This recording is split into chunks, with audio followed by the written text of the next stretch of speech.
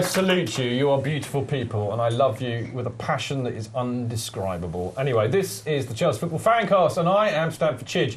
And I promise you that this will probably be one of the best parts we've done probably since the last time that Canners was on the show, to be fair. But you know, Paul, out of all of the ex-players that we've had on, I think has genuinely become a great mate. And it's really lovely to have you back on the show in a TV form, my friend. It's feeling good. And you liking it? the boys are looking good as well. They are, aren't they? They are. Now, listen, old friend, we've got a lot to talk about, because I really want to... I mean, I actually called this part, for those of you old enough to remember this, I've called this New Gold Dream, 83-84. Bit of Simple Minds. There you go.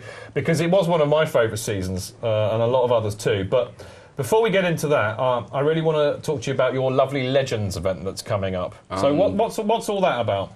It was just an idea, to be honest, and just to get the boys together. And as it is the first time, and thinking about, well, as you've seen it, the Dougie, Pat, Big Doug, Rougvie. He's not been back for a little while. I don't think we've kind of seen him at all. When was the last time anybody saw Big since Dougie? He left, exactly. So I just thought, yeah, let's get Dougie, Pat, Mickey, Tom, Kerry, which we all see so regular, and myself. So some Q&As from the lads, and the question that's always been asked, I thought, let you ask Dougie himself, personally.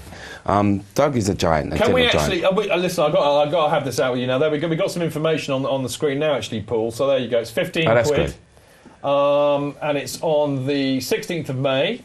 And it's at the David Lloyd Health and Fitness Centre, Bushy Road, Range Park, London, SW20. And you can basically... I mean, we did pump this out last week, but I think you need to email rodney.george@virgin.net if you want to get a ticket from these boys. There's quite a few left, so keep getting them, mate, because I tell you, this is... I mean, I've seen a few events that have kicked around, but very few where you've got that many people from that era all at the same time, apart from possibly the one I last saw you at, actually, the one for the benefit thing for Ian Britton. Oh no, that was a great night. Don't get me wrong, it was a good cause, obviously, for Ian. But it was to see Mickey Joy, and I hadn't seen him for a while. It was mad, wasn't it? I know. That was great. Anyway, listen, are we allowed to say to Dougie, you know, 3-0 up, 3-0 down, 4-3 up, Big Doug Rougvie made a mess of it? I can't really say what we said. Dougie, you know what I mean. He'll be looking for that. Don't get me wrong, but I've had him on the phone, and he said, Paul, I'll be looking for that. I said, yeah, you'll be looking more than that, Dougie. He's from Wales, is he? Yeah, I'm good at accents, so don't get me wrong. But no, he's really excited coming down, don't get me wrong. So, he won't have a go? Because, I mean, Dougie used to kick people up in the air for fun. That's why we all loved him. You saw Dougie as a giant, but he's really a gentle giant. He's a gentle giant. Seriously, he's a lovely guy. Seriously. Yeah, brilliant stuff. I mean, that is a crack. I'm going to have to toddle along to that. I think that's going to be a good one, though. I must as well. Yeah, we will. All right, OK, so look, make sure you get out there, people. And as I said a minute ago, if you want tickets for this fantastic event where you've got Big Doug Rougvie, Canners, Kerry Dixon, Pat Nevin, Mickey Thomas, all at this event, Q&A, it's going to be a right old giggle down at the David Lloyd Health Centre, and you need to email rodney.george@virgin.net to get your tickets, and they are £15 Oh, picture the benches, just to make you feel all nostalgic, Paul. Now, actually, that's right on cue, because what I really, really want to do, we've not really had the opportunity to do this when we've had you on the show before, funnily enough, but I just thought, you know, it being that it's the, let me get my sums right, 30-year anniversary of the 83-84 season, and, you know, basically you're getting a lot of the old boys from that season to your Q&A. Yeah. I thought it's a perfect time to talk to you about what that season was like. And, you know, just to start that off, a lot of people who are new to Chelsea won't realise this and will be horrified to learn that the season before, which was John Neal's first season, he kind of came in halfway through, as I recall, but we basically were 1 or 2 games away from dropping out of Division 2. We nearly ended up in Division 3. If it hadn't been for a Clive Walker goal against Bolton Wanderers away, we would have been a 3rd Division side. And we had so little money. It was around the time that Batesy took over as well, wasn't it? And he bought us out for only £1. You know, so it was it's arguably the most important game in Chelsea's history, that game against Bolton. But basically that summer, your manager, John Neal, bought a whole load of new signings, including Nigel Spackman, Pat Nevin, John McLaughlin. I can never say Eddie Neddy's name. Can I just say Eddie Neddy? Thank you, Nijviki. Kerry Dixon. There's the squad. Look at that. Johnny Hollins came back as well. I mean, one of our legends from the late 60s and the early 70s, but he came back. and there's the squad. And amongst them, of course, was our lovely mate Paul Canoville. Where are you in that picture, Paul? You're on the top right, yeah? Yes, to Colin Lee, I think. Is that you Colin top Lee? right? Yeah. My eyes are not what they were. Is that Colin Lee? Yeah, you're next to Colin Lee, Yeah. There's some names there from the past. Who was the manager until when John Neal came in? I can't remember. Yeah, who did John Neal take over from? Yeah, I thought when I came in, it was John Neal, so I'm What, not too sure. Yeah, Was that would have been before right, that? because Paul was there from 81. Johnny 82. Hollins. Was it? Johnny Hollins? No, he took after. No, it's him afterwards. Was it Jeff Hurst? Do you know, yeah? It was That's Jeff Hurst, right, wasn't it? It was Jeff Hurst. and Bobby So Gould. I didn't, Yeah. Colin, Yeah, that must have John been. Neal. Yeah. Anyway, he bought all these signings that none of us really knew much about, and it's like he spent something like 500 grand on a lot of them. Imagine that today. But nobody really knew what was going to go on. I mean, we still have people like David Speedy and Bummers and Clive Walker. Rhodes Brown was there. Joey Jones. Joey Jones, I love Joey Jones. And Colin Mickey Lee, Tom. as you said, and and yourself were there as well. So a question I really have to do to start to kick this off was, how confident did you lot feel before the start of the 83-84 season? Bringing in new faces, obviously we didn't know nothing about, and I think my first experience was seeing Kerry. And seeing Kerry, it was like, this boy's so lazy, man. What's he gonna no disrespect to the boy. I said, what's he going to do? He's training. How is he going to act in this team? But the first game of the season, we played Derby, and they were the promotional side to obviously take the league. And he scored the first goal. I could see where the strength coming from, and he had speed for a white boy. You got a little speed. So, yeah. He's going to invented white men can't jump. No, years I before did. the film came out. No. Kerry came in and... Did you call him Blondie? No, we didn't. We had other names for him. But anyway... Don't say that to Kerry. You bad man. No, he was great, don't get me wrong. But the additional players like Pat and Spackman, I mean... Spackman was good, wonderful day, player. and you had him in the US Yeah. constantly. I mean, he was a good lad. Yeah. Very much. And it's really done the vision, because I just saw this little rabbit jumping. He was like jumping. He reminds me of like a terrier. Actually, boy was- Speedy. You can't seriously. play that. But I mean, so there was like a confidence within the squad There that, was. you know what, we're going to do all right this season. It was good. Don't get me wrong. It was That's really really good. good. How long was it before that evolved? Was it about 4 games, or just was it early on from the training that you From could the work I'll out tell you that they what, were all going to be from the gelled training together? ground, because that really, kind yeah. of banter that was going on, and that was a Tight- good tight atmosphere. unit, Yeah, don't get me wrong. From the training ground, we had enough. I mean, what I want to do, Ken, is because I mean, it's really funny because I had a look back at the 83-84 season before doing the show, and just to have a look back at some of the matches, and it suddenly dawned on me that actually that season saw some of the most memorable matches in a lot of my generation Chelsea supporters. It's quite incredible, ones we still talk about today, and they were all in that season. So I'm going to have a little look, and we'll have a little bit of a nostalgic trip back down memory lane with you, if you don't mind, Paul. But you've already mentioned the first game. And that was the home game against Derby County. Now, Derby County were actually... Peter Taylor was the manager, wasn't he? And they were quite, tipped up to do really well that season. And we smashed them 5-0. And Kerry scored 2 in that game. What do you remember about that game? Not too much. I think I was subbed. Wrong answer. You played in that game, mate. You were on, I checked this too. I'm going back in the net, and I only clicked with if I made an impact, obviously. Yeah, fair enough. Did I? Yeah. He was there. Yeah. It's nice to He was hear. still... That's do you know nice what? to hear from my colleague. Johnny was there in the East Upper Stand, or the East Middle, with his flat cap on, reading his newspaper, having a cup of tea. He was there, If that was mate. good, then I'll be happy that I was involved. He was the one that gave a polite round of applause when you netted the 5th, So there we go. Right. But I mean, I think the other thing about that, from what I understand, I wasn't there, sadly. I was a little bit too young, but a lot of mates of mine who were there, they all say that, when we beat Derby 5-0 at home in the first game of the season, suddenly everybody thought, hello. This looks good. This is a team. Yeah. All these people they didn't know who had just been signed. It was like, blimey, we're going to do well. And it it was like the blue touch paper was lit at that game, and it was like, hello, we're in for a bit of a ride this season. And I think that was massively confirmed by, again, one of the most memorable matches in a lot of the Chelsea supporters that I know. One of the most memorable matches in their memory, if I can't be too tautological about it, is the Brighton away game, which followed shortly after that. Now, there we go. We've got a lovely pic of that as Kerry scoring. We won it 2-1. Again, Kerry scored 2. But I think what most people remember about that game, Canners, is the fact that there were so many Chelsea there. The Chef was there. Chef on the benches was there. Can we cut to Chef and see what he said? Chef, what do you remember about that match? Just Chelsea everywhere. everywhere you looked when we scored, it was almost as if it was a home game. All four sides of the ground. Yeah. And it was a bit naughty afterwards, as I recall. Allegedly. Although we don't like to talk about things like that. Not in the 21st century. Times were different then. Yeah, I never got caught. I never. If you're going to talk, you need to. If you talk towards Darren, they'll hear you a bit better. But basically, I mean, as I said, a massively well-remembered game for Chelsea supporters. Trip to Brighton. We won 2-0. Kerry scores 2 again, and they absolutely rammed the ground. Now, another game which sits very well in the memory is the away game to Fulham, where we won 5-3 against our naughty little neighbours down the road. Do you remember much about that one? Yeah, was it Davis scored 3, and I think we signed him after that. Yeah, but, yeah, that's right. That was like a derby, wasn't it? So to go Didn't across you score there in that game? I don't know. No, that's coming, mate. I've got a lovely bit of a Paul moment. Remind me. Kerry scored another 2 in that.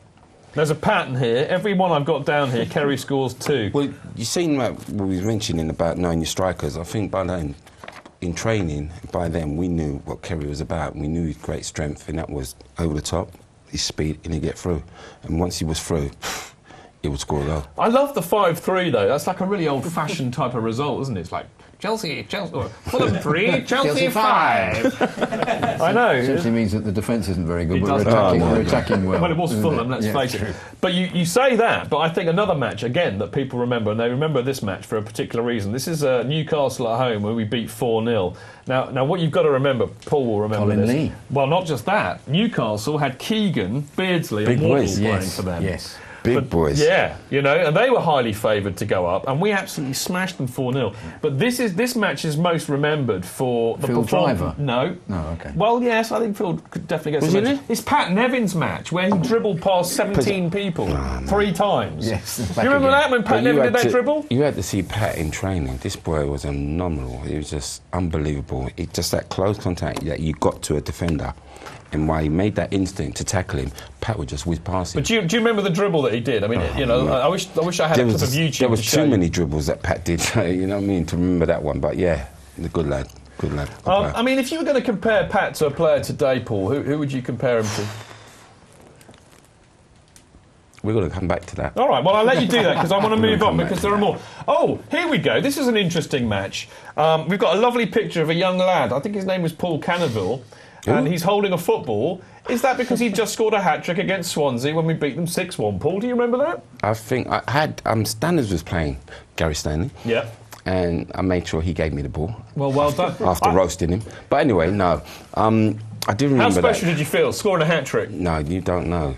Right honoured. I did that regular in school days, but to be there and professional at Chelsea and scoring a hat-trick and taking the ball and going in the way change room and getting it signed, you don't know how. Is that almost as good as the hat-trick ball we gave you for doing your hat-trick on the That's FanCast? near as good, but mine's is in the cabinet at the museum. Where's the one we gave you then? We signed that for you.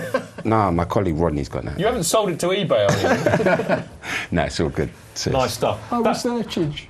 You were there. Well, you were at all of these. I suspect. You were at all of these. We've got it one of the clips, haven't we? Were you at this one, right? Shrewsbury away, where we beat them 4-2. Now, the reason I mention this is that I don't know if you remember this, and I don't know if this is the match, Pablo. You might have to verify this, but our great mate Big Phil and our ex-podcaster Stu, apparently Stu was about 1 or 2 years old, and he invaded the pitch at half-time. At which point, the Chelsea end all started to shout, "Chelsea aggro, Chelsea aggro." It was a little 2-year-old. And that picture was taken afterwards, and that got on the Chelsea programme the week after. Was it that match? I honestly couldn't tell you if it was that match or not. I don't know. I know that he was chasing after his jelly babies or something like that. And Now, we'll move on because we're running out of time, and I could talk to Paul about this all night. But basically, just a few other matches that stick out in the memory. The home match against Sheffield Wednesday, who were our big rivals. Mickey Thomas's debut, he scores 2.